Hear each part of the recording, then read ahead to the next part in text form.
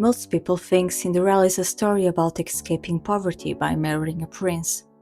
I don't think that's why the story has survived for centuries.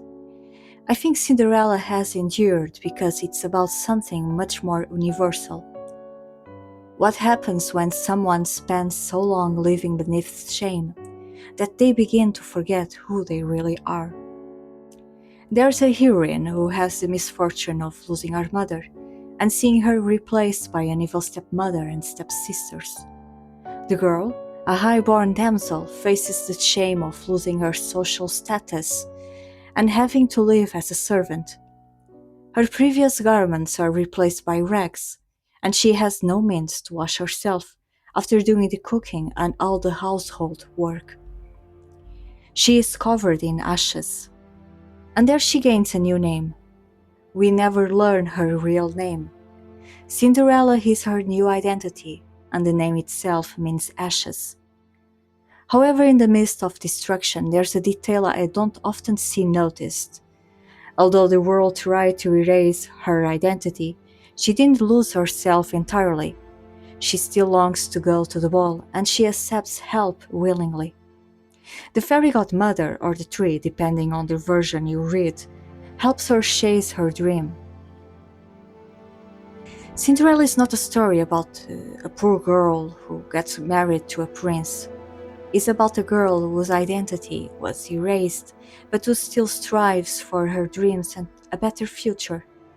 Marriage is presented as the glorious escape from her enemies. It is a metaphor, not a blueprint for women to follow literally. It is easy to confine the story to the usual interpretations and lose the opportunity to see the patterns that shape our lives. These patterns don't revolve around the abuse Cinderella suffers. They revolve around her struggle to overcome it. Her happily ever after is simply a condensed version of the inner process she had to undergo before she could stop being Cinderella, ashes, and become her true self. To understand that process more clearly, it helps to bring a modern Cinderella into the spotlight. Miyo, from the manga and its anime adaptation, is perhaps the clearest modern representation of why this fairy tale has survived for centuries. There's a Cinderella inside all of us. Many people know what it feels like to lose themselves. My Happy Marriage gives this reality a human face. Miyo, similar to Cinderella, has faced a life of hardship at the hands of her stepmother, her stepsister, and her father. Her story is indeed almost a carbon copy of the Cinderella tale. She has known no love, affection, or care.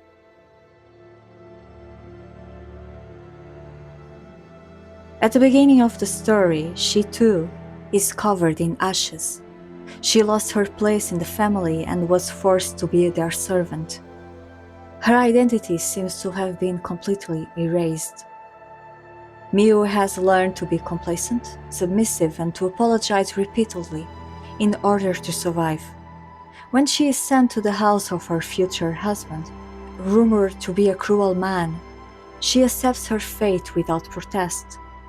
Cinderella likewise never once dares to face her family or claim what is rightfully hers. However, she never surrenders her inner self the way Miyo does. Left behind in tears, Cinderella still goes to the ball. When the opportunity finally appeared, Cinderella accepted it. She dared to take the first steps toward reclaiming her identity.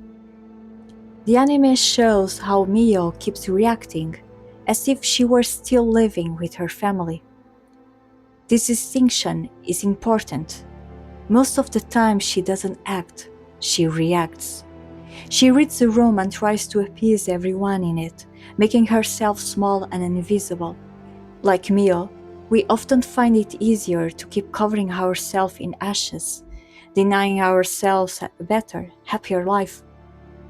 Even after leaving her family home, Miyo keeps replaying everything her family used to say to her throughout most of the story.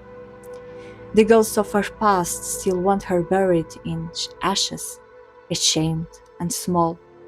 Even when she is surrounded by people who genuinely care for her, She cannot believe their words. The main difference between Cinderella and Miyo is that Cinderella takes an active role in pursuing her freedom. She goes to the ball with the help of a fairy godmother.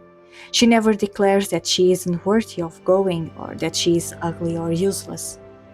She knows she must wash away the ashes, her false identity.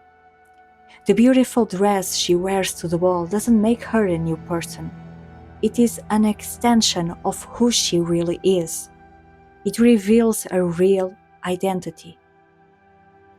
Unlike Cinderella, Miyo has been so deeply wounded by hardship that she no longer believes she deserves a better life. And that frustrates and worries those who deeply care about her. While watching the anime, it is easy to believe the heroine is weak and devoid of agency. However, the story is still unfolding. In this respect, the anime is more powerful for it expands all the possible potential and struggle hidden inside the short narrative of the fairy tale. Miyo begins as a Cinderella, a carrier of trauma and shame. She has lost her sense of self-worth. She believes all the lies her family told about her. Her rags reflect her inner pain and scars. It is through the patience, love and affection of her newfound family that Miyo little by little starts to wash away the ashes. Her new garments foreshadow who she will become. The Cinderella fairy tale doesn't show all this because fairy tales are compressed narratives full of symbols. They don't describe every step of an inner transformation. They illuminate it through images. The act of going to the ball is the equivalent of Miyo regaining her voice and becoming her true self. Just as Cinderella's dress reveals her true self, Miyo's new garments reveal the identity that had long been buried beneath shame. Both heroines are propelled to gain agency over their own futures. No one will do that for them. Help may arrive, a fairy godmother, a new family, but it doesn't make the choice on their behalf. It only makes that choice easier to carry out once it is already been made. Not everyone gets a fairy godmother, but the decision to stop believing the lies belongs to the girl covered in ashes, whether or not anyone shows up to remind her of it. Both families serve the purpose of being the antagonist force to stop the girls from achieving their potential. These forces don't only exist in fairy tales. They show up in ordinary life, often in the voice of someone with real authority over us. A teacher who tells a student they have no future as a writer. A parent who says a child will never amount to much. A boss who insists someone isn't capable of more. All of them are playing the same role as stepmother, whether or not they mean to. More often than not, those ideas end up becoming an inner voice that is able to freeze the willpower and suffocate the inner self in the sea of lies and deception. Cinderella chose not to believe those lies and to believe she was more than a servant. Her courage to go to the ball demonstrates she doesn't believe the lies spoken about her. Miyo, the modern Cinderella, follows the same path in a slower fashion. Little by little, she starts to be able to separate her true self from the lies told by her family. And both Cinderellas are able to rise from the ashes, revealing to the outside their true identity. That once upon a time story stops being a tale about a well-matched marriage and becomes a story about a girl that finds her true self and her voice. And that's the real magic behind Cinderella. It is a story about inner transformation, rebirth, and growth. A story that keeps unfolding every day, inside each of us, whenever we allow our true selves to flourish. And that's far better than a crystal shoe or a magical pumpkin.